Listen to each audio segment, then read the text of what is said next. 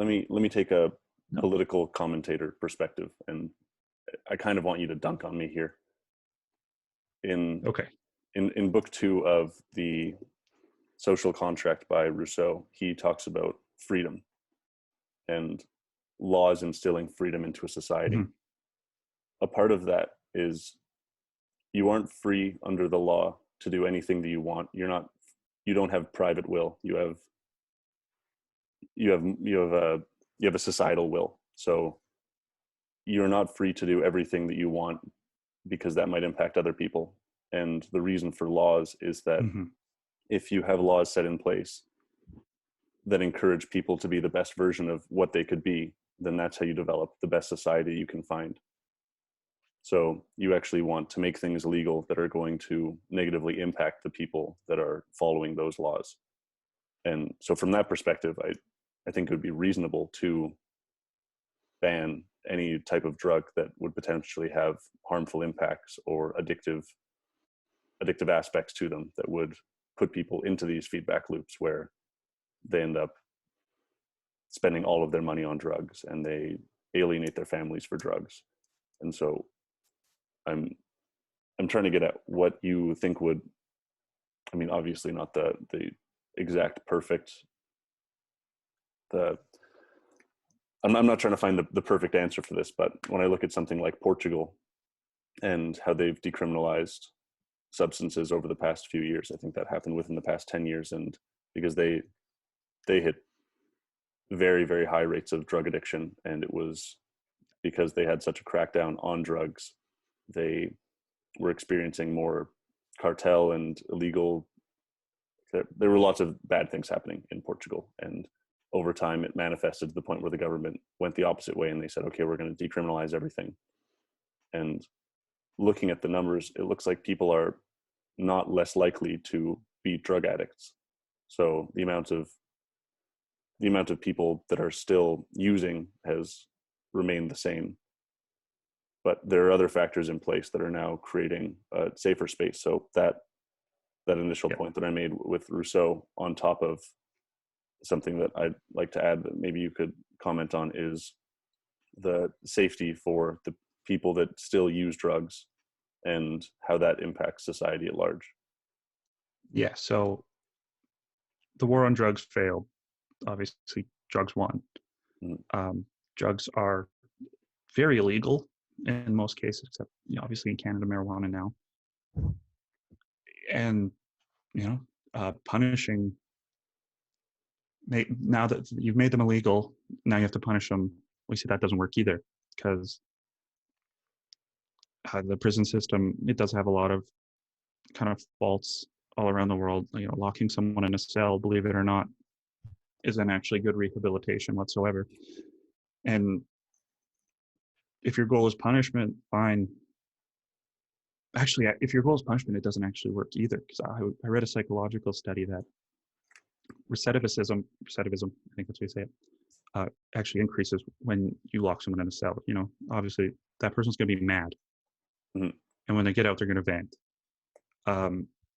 So a society's goal should never be, well, in lieu of some circumstances, maybe for sure, but specifically on drugs, unless they killed someone while on drugs, that's different. But I'm just speaking directly, just use, just for Mhm. usage.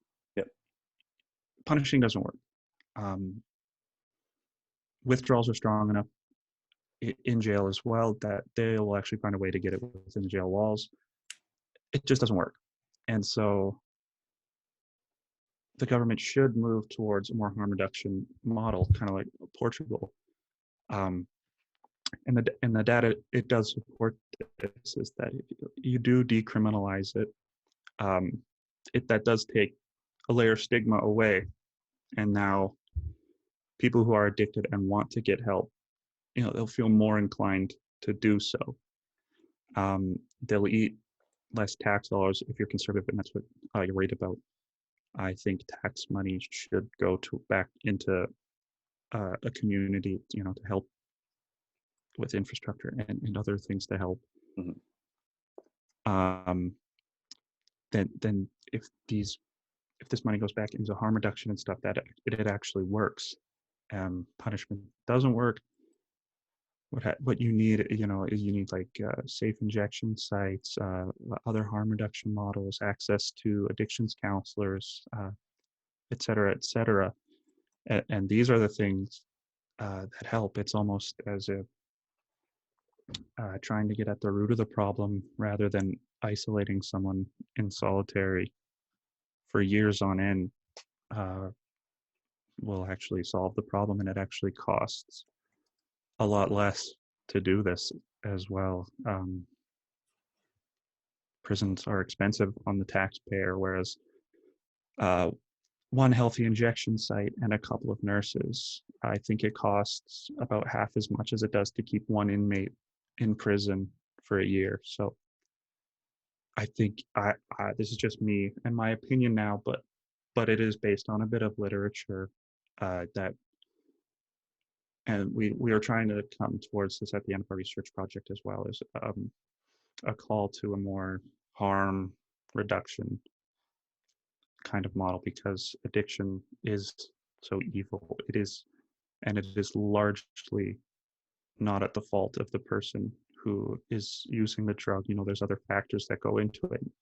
So as soon as you can see the person behind the addiction and recognize them as a human being, I just feel like a harm reduction model just works so much better, and there's less overdose deaths. There's less this and that and this and that, and it's just so much better on every single front.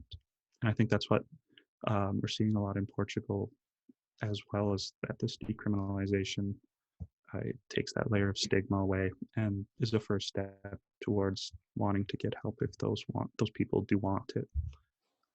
Because making drugs illegal doesn't make them go away, as we see drugs, as I said before, kind of circling back. They are illegal and they're still epidemics. So it's not working, and it needs to be something more holistic and more interdisciplinary anyways. Mm-hmm. So a few things that I want to comment on there. You're totally right that it's actually far more cost effective to start safe injection and rehabilitation projects than it is to put people into jail. And for a few different reasons that I don't think people would think about immediately. One of which being, if you're convicted as a drug user, then you end up going to jail, and then you're losing a certain amount of time in jail. You come out of jail, it's more difficult to find a job. You've lost all of the ability to work in a job during that time, and you're also unable to support yourself. So you're coming out on whatever $0 that you had, and you're essentially going right back to the place where you were. And there are a few, I found this really interesting in the behavioralist school of thought, is that we don't only become addicted to the substance, but also the environment in which we take that substance. So the majority of people that overdose aren't overdosing in the place that they normally take the drug. So if you look, I would implore people to go and look up their favorite Hollywood actor that overdosed, and none of them overdosed in their home, in the place that they've done it over and over again. They're normally overdosing in a hotel room. And a part of that is you develop an association between the drug itself and the environment. And so anytime you go into that environment, you are taking, your body is preparing beforehand for that drug. And we always want to be in homeostasis. So we always want to be at the same level neurochemically. And I think that that's something that I actually wrote down while I was writing your paper the other day, was that an issue with drug addiction is that the dopaminergic system is at such a deficit, and the HPA axis, the cortisol system, is it's so much higher than it ought to be. And so the goal of drugs is to introduce something foreign that actually creates homeostasis. So you're essentially trying to create your own homeostasis with that drug. And so what ends up happening for a user that's using it in a regular safe space for them, is their body's already starting to lash out against the drug, and it starts to prepare to break the drug down to return to homeostasis faster. So that's the reason that people do more and more and more drugs as they develop a tolerance not only to the drug but also to their environment. And so if you so this is also a warning for anyone that's listening and does drugs, is if you have a drug that you could potentially overdose on, don't take the same amount of that drug in a place that you're non-familiar with, because your metabolism isn't going to break it down as fast, and that's when overdose happens. And that's also how people end up getting higher when they, I don't know, you go to a party and smoke a joint or something, and then you totally freak out because normally you can smoke a full joint and you take 3 puffs and lose your mind. And so what ends up happening is people return from prison or return from wherever they've gone to rehabilitation, and I'll paint a picture. You're on the subway going back to your home, and you're totally clean. You've been clean for several years now. As you get closer to your home, you start to see things that you now associate with drugs. You see the train station that you purchased drugs at. You see the people that sold you drugs. All of these things start to elevate your response to getting those drugs. And then as you get closer to the spot, as a craving. Right. Yes. So as you get closer and closer to that spot where you've done drugs, the withdrawal symptoms actually re-manifest themselves. So it's not enough to just to get someone off of drugs and then reintroduce them to their environment. Something that I started to do after breakups, funnily enough. This is kind of when I really figured this out, was I would often go to the places that meant something to me in the context of that relationship. And initially it would be very tough to do. It would be very emotional. And then as time went on, I was able to more and more normalize the experience. And then I was able to reclaim those places for myself. And so I think there's a similarity in that between what I did there and drug addiction and how to treat drug addiction. So just going to a rehabilitation site and then expecting people to return home and not to relapse is, I think it's something that we haven't really addressed as a society yet. Normally you can go to rehab, get completely clean, and then once you re-enter your past environment where you have consumed, then the withdrawal happens again, then your craving starts again. And I think that was also what happened during the Vietnam War, was that people were in Vietnam, they were doing, was it heroin or opium? I think it was heroin. I can't remember. I'm pretty sure it was heroin, but people are doing heroin in Vietnam. And as people are coming back, as the veterans are coming back from Vietnam, the government is starting to freak out because they understand what's going on. They think that a bunch of people are going to come back into the country and essentially be drug addicts right from the start. And the only people that ended up continuing their use were people that were socially alienated. So people that didn't have families. And that's another part of this whole thing, is the family unit, and doing any type of rehabilitation with your family or with the support system is far more successful than doing it on your own. And so those people that came back more successful. Yeah. And so those people that came back from Vietnam, it wasn't only that they had support networks, but it was also the fact that they weren't in the middle of a foreign jungle that would initiate their craving cycles.